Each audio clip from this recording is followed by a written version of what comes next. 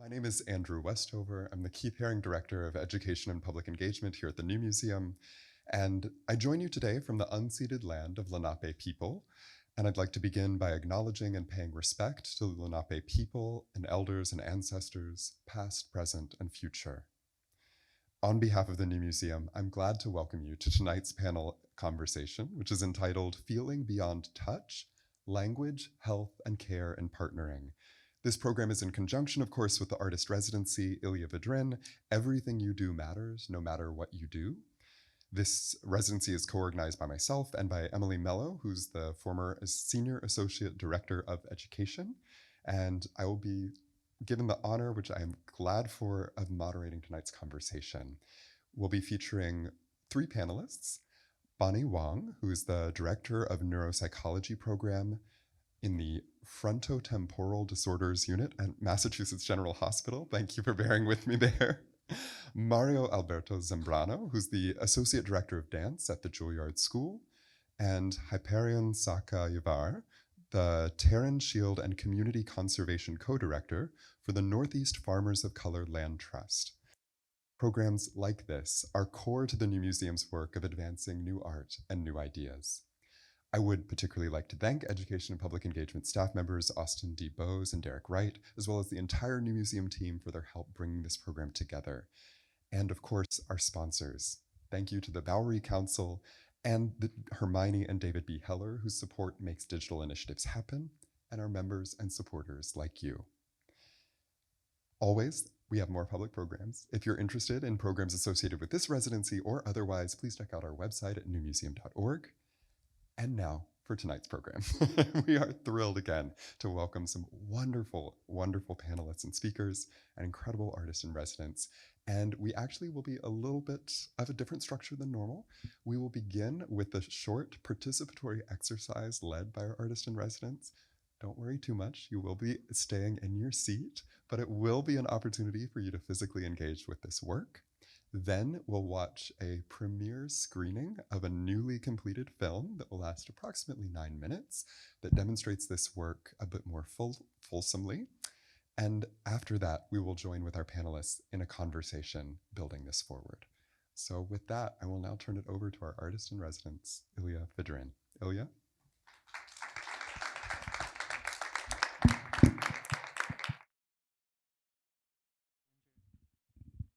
Thank you, Andrew. Thank you all for being here tonight.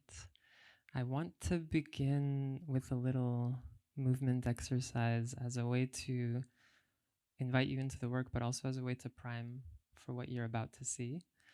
My work is quite slow and subtle, and I think having the opportunity to feel it in your bodies can change how you think and prime you for what you're about to hear. So I'll sit with you. If you can find your way to the front of your seat. Doesn't matter where your feet are. I'm going to put the microphone down. Can you hear me if I speak like this? Yes, good. So I want to invite you to put your hands under the seat. And here. Still particular way? Yeah. Doesn't pull as much as you can.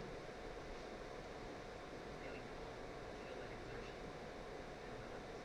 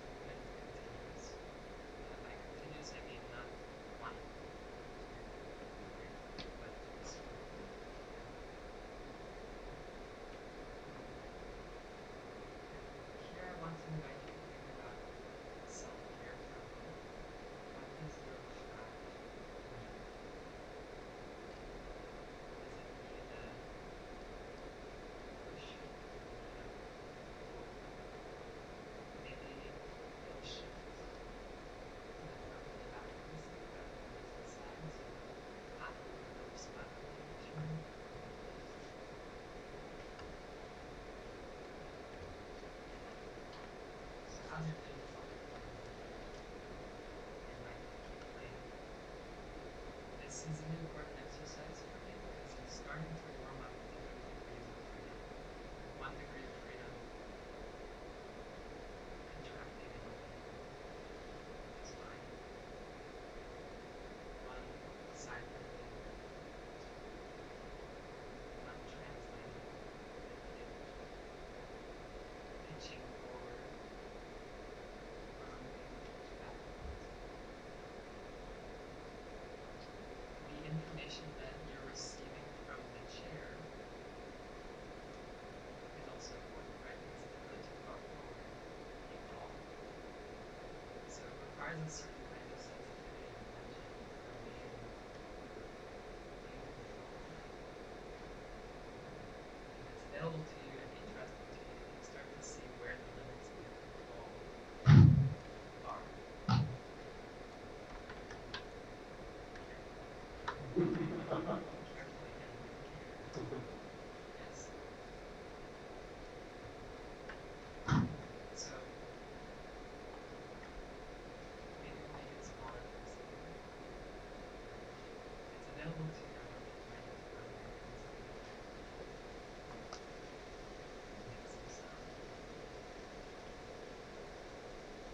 Make some sensation. 2 more seconds there. 3, 7, 6, 5, 4, 3, 2, 1. So this is where partnering can be there's a tingling sensation that's robust, but it's not really I would obsess with this thing. It's something you can't see, but it's rich. The same thing when you place your hand on your lap. And without displacing your elbows or your shoulders, just push slightly there. Release. Push slightly. Release.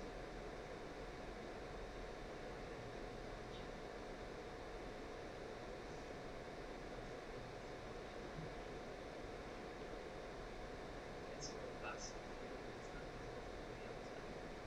That's why we're starting with this.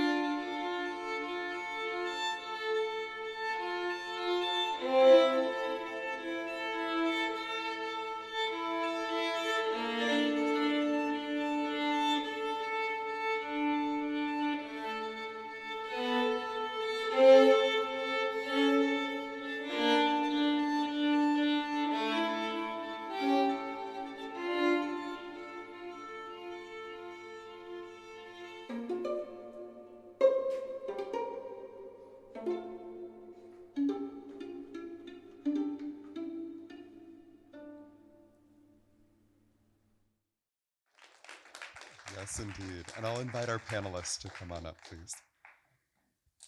Thank you. Wonderful. So it is, again, it's a pleasure, it's an honor to get to share this space with you all this evening.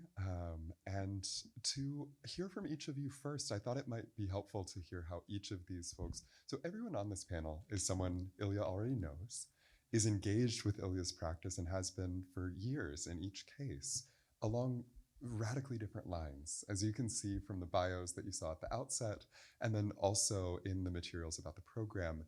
Each of our panelists come from really different domains, from disciplines, from backgrounds, and yet they all find to some degree resonances in this practice. So I'll start by simply asking, you each come from different places, you each find somehow something of interest or curiosity here.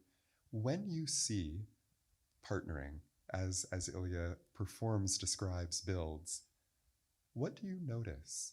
What do you see? And perhaps if we could start with you, Mario, and we can continue down the line. Testing. Okay.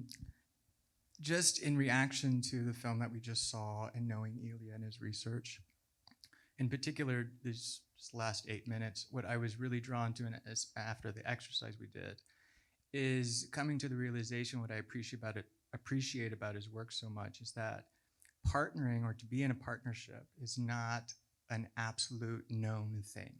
That both parties have to be very active in paying attention and listening to the moment and to whatever middle ground or compromise that needs to take place in order to move fluidly through the exercise. And so there's a partnership with self. You know, when we were doing the exercises, we were pulling, we were pushing, and there was an acute attention to how our bodies were reacting and how we were creating flow through the body. And as we saw the two dancers, Ilya and the other dancer, working with the same principles, but with another partner, there is this, you could see it in their focus, but also in how they were responding to each other's movements, a discovery in the moment that wasn't practiced beforehand, so then executed in the same way. It was very real in the moment, as in the way we were performing the exercise earlier. We were listening and we were kind of having aha moments. Ilya had mentioned, some of you were nodding. And I appreciate that very much because I come from concert dance and I've done a lot of choreography, worked with choreographers. And something that is important when a dancer or anyone engaging with partnership begins to think they know what partnership is, or they know what the choreography is. They've been doing this choreography over and over and over again. If something is so familiar, or the idea is so familiar, you get to relate to it and you're no longer having the same attention and sensitivity to the moment. And I think that is really, really crucial, whether you're performing a partnership that is repetitive, that you've done many, many times, or if it's for the first time and you have that same kind of acute sensitivity. So in terms of what I'm reacting to and what I appreciate about Ilya's work is that constant activity of paying close attention to what is new for the moment and in the relationship of partnering. Thank you. That particular attention, I think, and that embodied listening, it's something that seems to be a through line through much of the work, and yet the ability to see it too, I think, is something that as we progress through this residency, there are going to be multiple opportunities if you want to engage further with this practice, which include a full workshop that if you want to really dive in physically, and then also there will be a performance in September, so quick tease for some things. But to move on forward, Saka, I would love to hear from you as you are observing this, or even more broadly, Ilya's practice. What sorts of things are you noticing? Can you hear me through the mask? Great.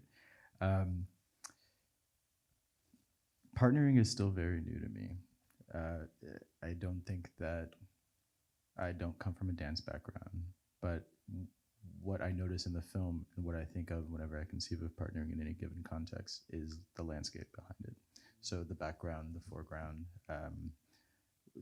other elements that are interacting, that are informing this engagement, this encounter. I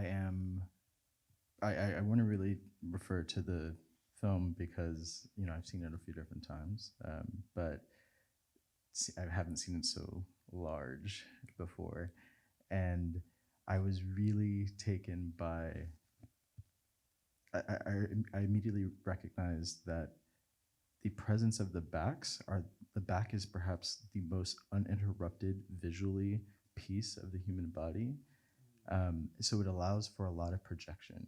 You can put a lot of things, you can imagine a lot of things.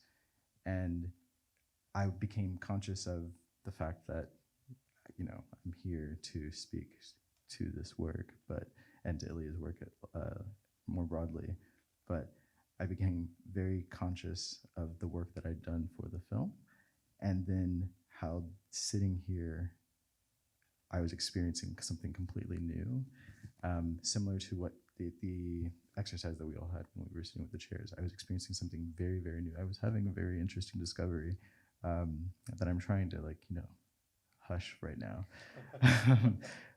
But it is, I think what I'm noticing, and what I noticed while sitting there, really is the pull. It really is the pull. Less of the push, but mostly the pull, where my attention is going, how my interest, or the given attention that I provide, is directed by someone else, and how that still feels like a pulling, right? Yeah, that's my contribution at the moment. Thank you so much. Bonnie. Can you hear me? Okay. So I kind of cheated. I watched this about 3 times before this evening, and I hope that was okay that I did that. Okay, and I actually took notes, but I'm gonna try to like not be such a nerd about this. So you know, one of the thoughts I had, I watched this once without music, because I really felt as though the music had a very strong draw and impact on what it is that I'm actually following and looking at. And the time I watched it without music was interesting, because I came away with a very different sensation and noticed different things. So speed, nothing changed about the actual performance, but without the music, I actually noticed the speed. And thinking about those relationships, it was all, for me, looking at the entire choreography through the lens of what are the relationships that I keep seeing? What are the opposing terms that keep coming up? You know, push and pull, resistance, what's the opposition, and what are you learning from opposition? The metaphor I ended up leaving with was, you know, those shape-shifting puzzle boxes? Right, you can turn them one way and it looks something different, then you have different dimensionality. They're always connected, but not on all sides. They disconnect in various ways, but they're still remaining connected, and it gives you something different every single time, right? So that was also the feeling I had when I came away with it, from it. And the other interesting thing for me is, you know, as somebody who works in healthcare, and I work with patients who are really quite compromised, and they've lost their ability to communicate through language, verbal language. They've lost the ability to interact with people in a particular way. Certain patients in the frontotemporal disorders world, these patients lose empathy, ability to really understand what other people are experiencing, why their loved one is upset about something. They just can't understand and interpret it. And there's so many different layers there that every time I look at anything that Ilya is working on, especially in partnering, I think about how does this translate to the partnership of a patient like that and their loved ones, a patient like that and their care providers in the medical setting, and in relation to themselves, because they've lost connection to their internal sensations in many ways. The interoception is no longer there, and I keep wondering, is a partnering exercise like the type that we're seeing, could that somehow access that or help these patients access that again? So there are a lot of these layers of how partnering can be helpful for patients like that I think about, and this is sort of the lens through which I actually interpret all of Ilya's work. If I may, I'm going to push you a little bit further with the second question, which is sort of asking you to dig into what elements of your field or your practice allow this to feel more salient. I know that, you know, your field includes so much work that asks people to extend both consideration of others, but then also an attempt for people to see themselves. And as you're negotiating that in your practice and looking at this sort of work, convergences, divergences, how do you hold this? It feels as though there's so much promise for taking this and bringing it into that world. There's a huge void, I think, in the way healthcare right now, many aspects of it is practice. So, just the simple example of, and I've talked to Ilya about this a lot. I remember many years ago, I was on a rotation with some residents. And we were on a hospital ward, and they go from patient to patient, and they go around and everything like that. And I remember going into this one room where the patient was clearly cold, but the resident was uncomfortable. He was feeling warm. He decides to go over and turn the air conditioning higher, even though we were only going to be there for 10 minutes. And I looked at this guy, and I was like, what is it that you're missing here? Why is it that you cannot even see that there are other signs that could convey certain information that allows you, for the 10 minutes you're going to be there, to be a little bit more sympathetic? You may not need to be empathic completely, right?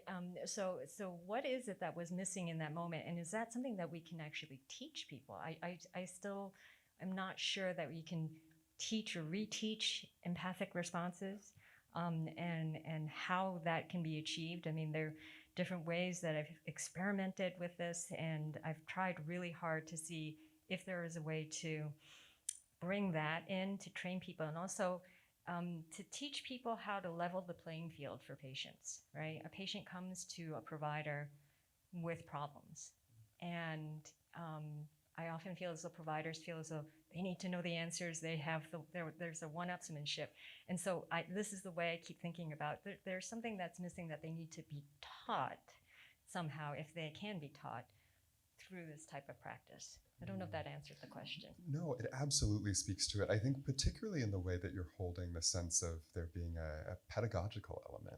Like there's a part of this work that is teaching and learning that is never fully learned or taught, but the understanding is embodied, and the embodiment furthers the understanding. And I think in that dialectic, there's real power that transcends in some ways beyond even just this interaction between individuals. I don't know if my mic needs a little help here. Sorry about that. Saka, I would love to hear from you as you're thinking about this work in relation to your, I know less about your individual practice, but I know that it spans so many fields. I would love to hear how you hold this in relation to the various fields that you engage. Excuse me. Okay, so the film. The back really allows you to project a lot of things, and immediately what I see in it are tectonic plates. So the asthenosphere, the layer of the Earth's mantle that is before, we get to the heavy magma stuff. It's considered to be a low strength sphere. It pulls, but it cannot push, or it's very, very bad at pushing. And so I was immediately looking at this, thinking to myself, here I am seeing the back, and it feels like the asthenosphere, and then I'm seeing other elements of the film as it moves forward, and I'm seeing we're moving from the asthenosphere up. I know that the core, the Earth has the inner core. I know that the core is there. I know the heart's there. I see a beating body. I see a moving, breathing body. But really, I'm starting to see things moving forward, and visually, as things move on, I really begin to see plants. I really begin to see animals. I really begin to see this presence of the human, and then also some what I understand to be sociality as an artifact, as a natural organic artifact that's emerging in the twists and the turns and the bringing in of the hand, or not bringing in the hands, but the movement of the fingers and such. And this all, while I'm grounding it in the film, this for me is significant because my work is very much about planetary care, which is why I say partnering is something that's new to me, because I understand partnering to be an articulation of care, but it feels very often removed from a very empathic engagement with the planet, which is again why I see landscape. So when I hear Bonnie speak about, how unsure she is that, one can teach empathy, I think to myself, you need to teach outside.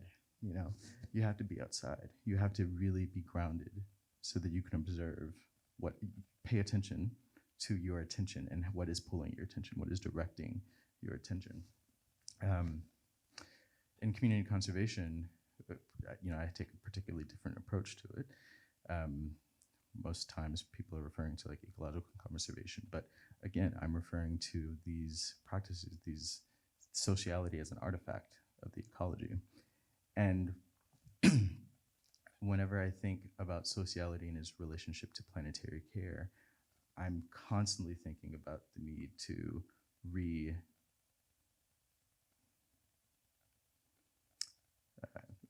is a good word. I'm constantly thinking about the need to reimagine how we use our bodies. Again, dance is new to me, but like I am a dancer. Dance formally is new to me, but I move consistently, all the time. That's it. It's really just thinking about how to take this piece, because I do feel like this is a good piece for pedagogy. I thinking about how to put it into a critical indigenous pedagogy in particular, and moving that along. That's what's sort of bubbling up in me right now. It's very enjoyable. I really appreciate the way too that you're drawing our attention to the possibility of this to operate meaningfully on multiple tiers of understanding. That there's sort of the observational recognition of the body in relation to the earth, to the land, and then also this sort of metaphorical body as land, this sort of slipperidge that can happen between what we can identify and also what we associate. I think that's really, really powerful and helps advance both the way that you are holding conservation as something that, yes, it can be a 1-2 thing. It can be a series of steps or procedures, much like Bonnie, you were talking about your own teaching. And in this more sort of holistic, generative, beyond the nature of the individual's acting, link up to something much larger. Whereas, for, talking about it being empathetic or like, thinking beyond what the human connection can be extensively, or here, like beyond the human, interspecies communication, the fact that you're thinking, what would an indigenous perspective bring to this that in fact could ultimately ground all of this and allow it to unfurl in ways that otherwise would be so particular. I think, this is part of why I'm really excited to have all of these three here, because it both expands out from the work itself and then also pulls us so deeply back into what actually are we observing? What are we seeing here, and what allows us to drive forward? Mario, I would love to hear, as you're thinking about this, Taking it all in. How does this connect to your specific field and your practice, and how do you see those lines? I'm just going to piggyback off of that word practice, because I think when we're thinking about, can we teach empathy or something like compassion? Yes, I think we can all, for the most part, but it's not activated by knowing what it is, it's activated by practice. And returning to what was so beautiful about the film was this, and how we were, applying the exercise that Ilya shared, was this kind of close attention to being true to the relationship that you were going into. And it was a practice that has to be a new discovery every time, even if it's a sort of relationship you're repeating as a provider coming in to see a patient. It was sort of similar to what I was saying about in concert dance, if you've gone to see a dance performance and a duet or whatever choreography. As a dancer, you repeat that over and over and over and over. When something becomes known, you sort of are distracted. And so you're not being you're not practicing true listening skills. You're not connecting to either the choreography or to the other partner or to the land or to the idea that you're sort of ruminating over. And so there's this interest of newness, but also of practicing relating and partnering either with an idea, with the land, with a flower, with your partner, with your mother, with a dance partner. This kind of, what are you saying? First, well, I'll back up. First, where am I today? What are my intentions for this relationship? What is my goal for this relationship? What is your goal for this relationship? Where are we today? And how can we move together? Whatever that might be. And that takes practice in a very kind of genuine, honest way that if it's repeated without that kind of attention, I would imagine it falls short. And then there's these signals that are in the air, but no one's paying attention to them.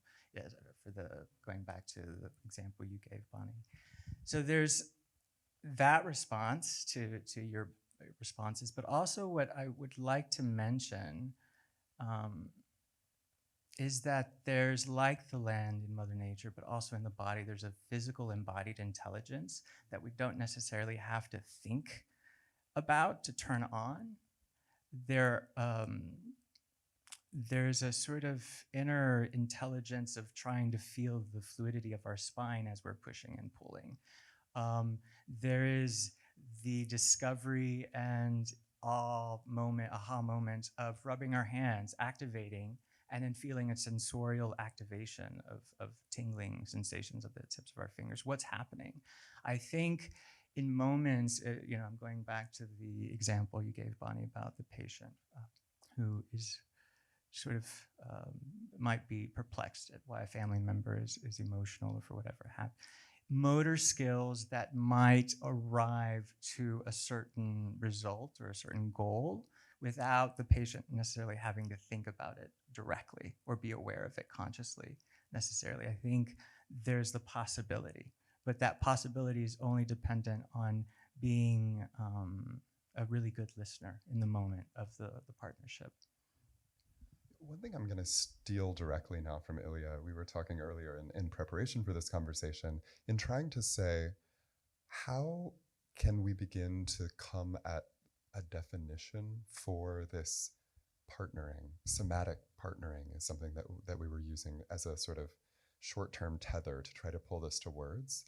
And one of the things Ilya offered was negotiating the urgency of the movement. And I think for me, that was a helpful tool and sort of heuristic to observe what we were seeing, negotiating the urgency of the next movement as being core to what partnering is. And so I now love to turn this to anyone who'd like to take a lead. When you think about negotiating the urgency, what negotiation and with whom or what? If I can take it. Please. So again, grounding it in the film, because this is contemporary art and it is educational. It's interesting to see and to recognize the difference in phenotype. And immediately, one of the things that occurs to me is this relationship between a global minority and a global majority. Thinking about the urgency of taking the next step, again, I see landscape everywhere. And so I'm seeing this movement, this pull, the push, I do see the push, but really the sensitivity and the slow movement of like gripping and then the quick spins, but never losing eye contact or the smallest break in eye contact. That attention, the awareness, the intimacy is there. So seeing this, I'm immediately thinking about the ways in which partnering, particularly as Ilya describes it, negotiating the urgency of taking the next step, really allows us to understand a sort of the need to employ a very distinct embodied process as we move forward with things. If one were to, advocate from partnering as the platform, one could recognize that being grounded in the body, first and foremost, this intelligence that Mario speaks about, is significant. 2, never losing your grip on the fleshiness, the real animal care of the other that you're encountering. And what was the last bit that I just thought about? Oh, yes. And be careful to have joy in it, because those spins, those quick movements, breaking the slow, methodical movements, are quite enjoyable. They're enjoyable for the viewer. They're enjoyable for the performer. I feel that whenever I think of urgency, particularly in the work of planetary care and the work to advance a particular multi-species jurisprudence or justice sort of concept, the tension between joy and detriment, because I don't want to say pain, but joy and detriment is really valuable. And sometimes you can, or not sometimes, but in this film I saw a lot of that.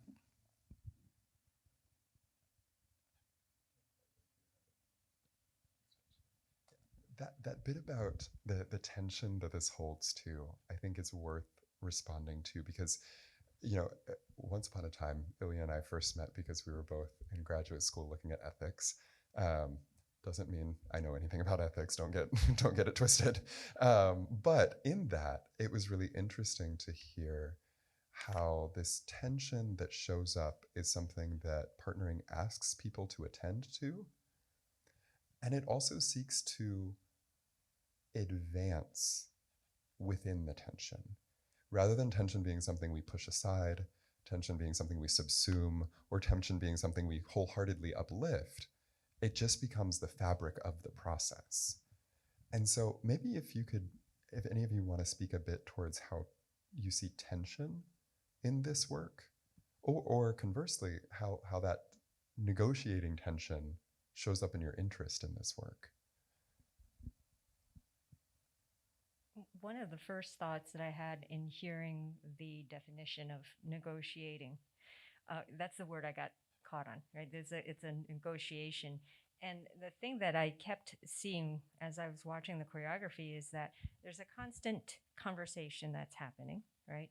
And when I think about, when people describe partners as schooling fish, right? What does that actually mean, right? In terms of that relationship of the dyad, as opposed to a dyad that has conflict or opposition, right? And again, thinking to how do I see opposition and conflict and back and forth play out, let's say for a care provider and a patient. I'm trained as a psychologist, and so conflict is the meat of a lot of the discussion, right? Because you really learn so much more when you understand that there's somebody opposing and you seek to understand why. If you're always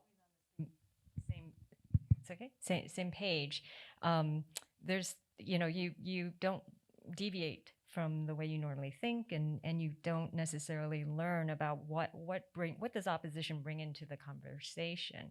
So I feel as though there's this constant negotiation between these opposing forces, and tension is really what I find so gripping. I started to try to understand flamenco many years ago, and what I was taught to look for is this opposing.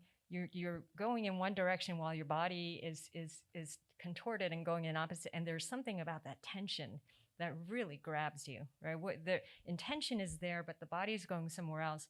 And why is that so compelling, right? There's something about that when I see that in a dancer that I think there's something that's going to happen. I'm going to see something that I'm not expecting, and this is where I get excited because I'm going to learn and see something different.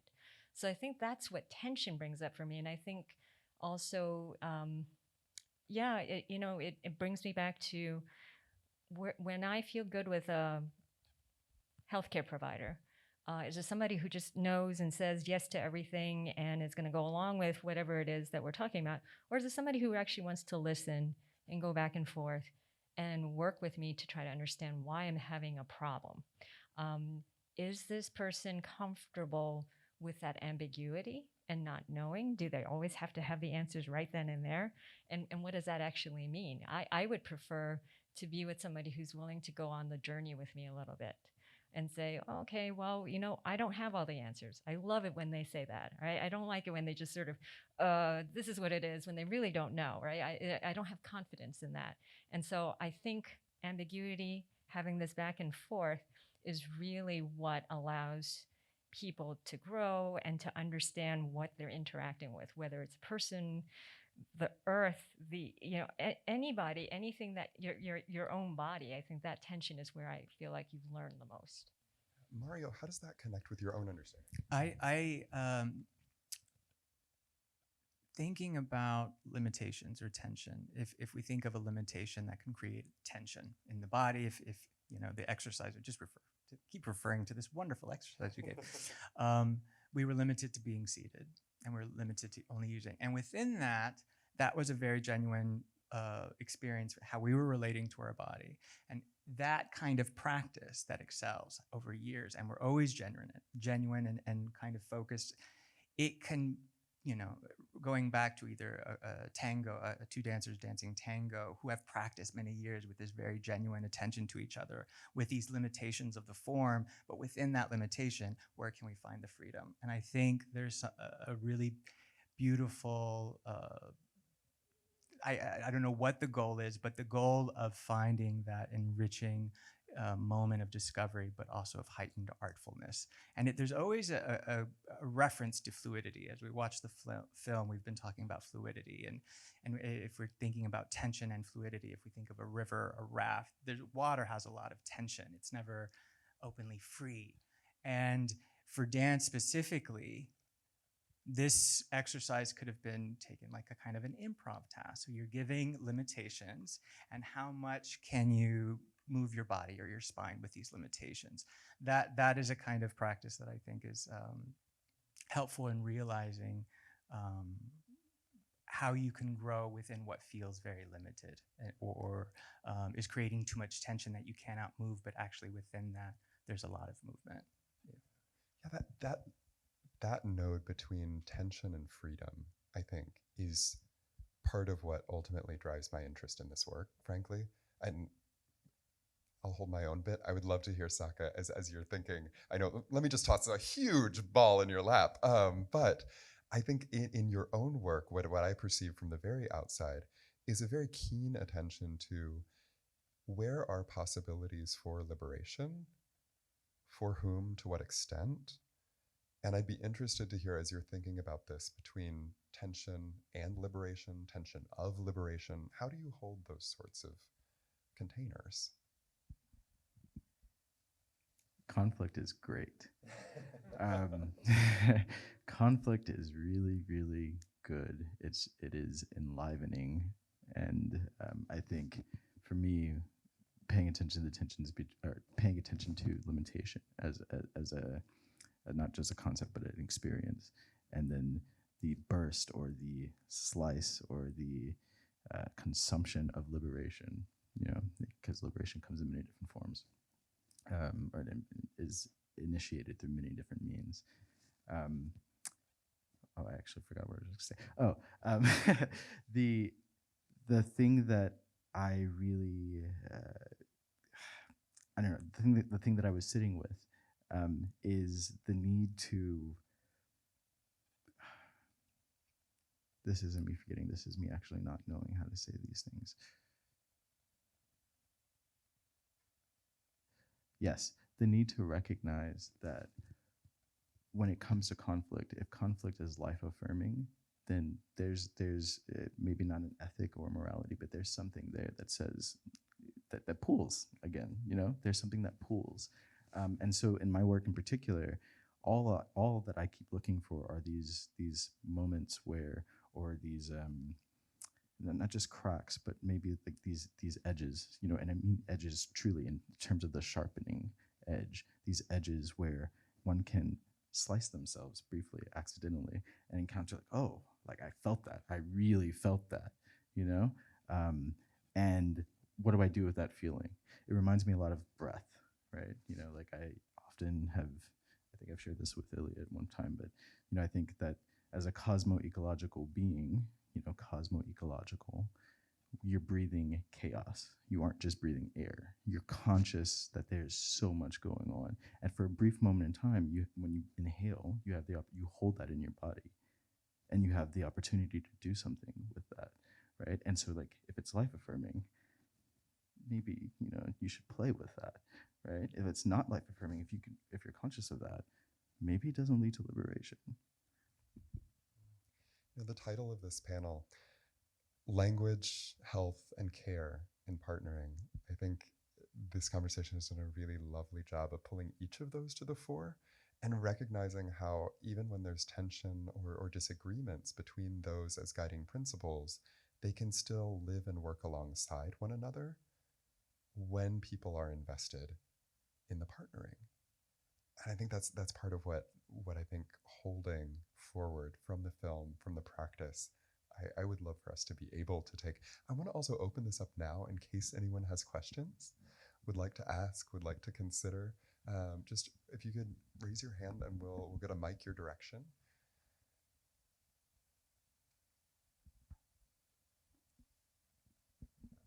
I can just speak. I was thinking about the invisibility forces that you were speaking to. Here, sure. And thinking about the people that aren't seen in the video, the choreographer, the dramaturgy, and about the process of putting dance on a body and those bodies, and that being one of those maybe invisible forces. Could you speak a little bit? I know that especially in the last decade or so around dramaturgy and choreography and putting dance on bodies, is it kind of sometimes there's a lot of conflict there, there's tension there.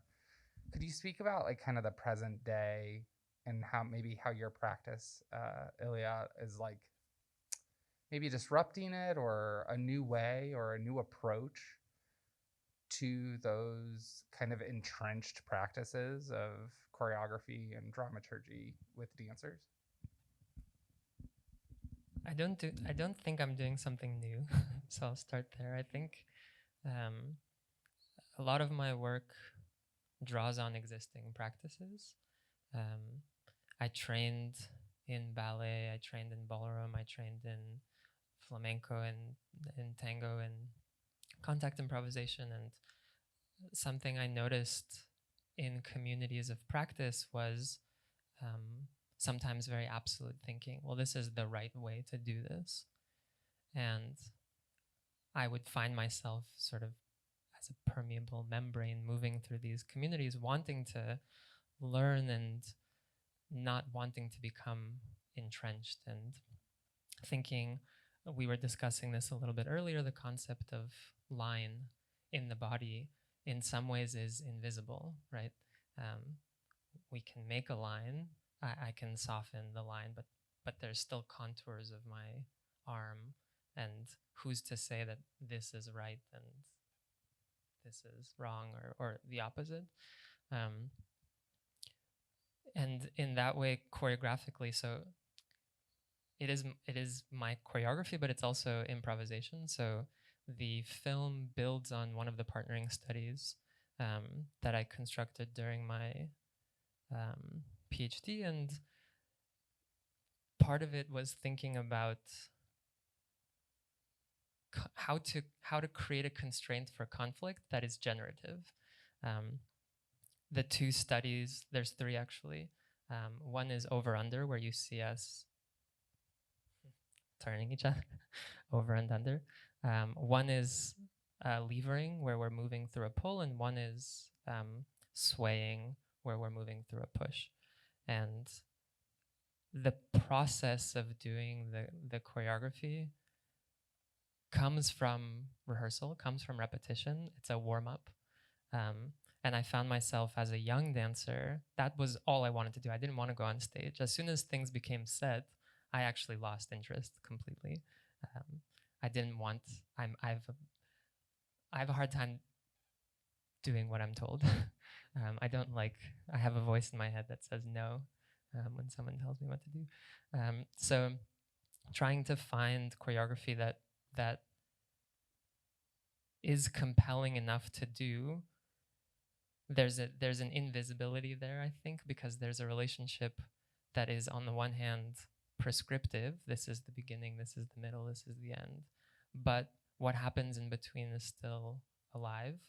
How to maintain that presence, that aliveness, without fully succumbing to chaos and saying, okay, the title of the residency, Everything You Do Matters No Matter What You Do, is something that I found myself saying a lot when I taught partnering, actually because I realized I haven't figured out how to teach care. I don't think I can teach care. I often say I can teach you how to dance, but I can't teach you how to care. I can make the conditions of care possible, but ultimately it's up to you whether you want to actualize that care. But everything you do matters. And at least drawing attention to the fact that every little action matters, then the conditions of care at worst for me is people walking away and saying, this is not interesting to me, but I get it.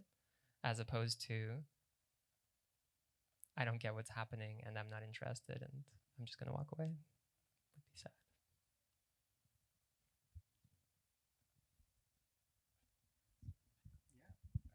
Sorry, microphone stealing up here. Thank you for the question. Thank you for being willing to share your thoughts. And thank you all for a really lovely conversation. Truly, truly appreciated. Thank you for everyone who came out this evening. So we'll still be up here for just a couple of minutes, and then I know everyone needs to go on to their various things. But if you'd like a moment to come speak, especially with our artists in residence, and of course, we have more programs coming across the remainder of the summer, and we hope to see you there. Have a wonderful evening, everyone.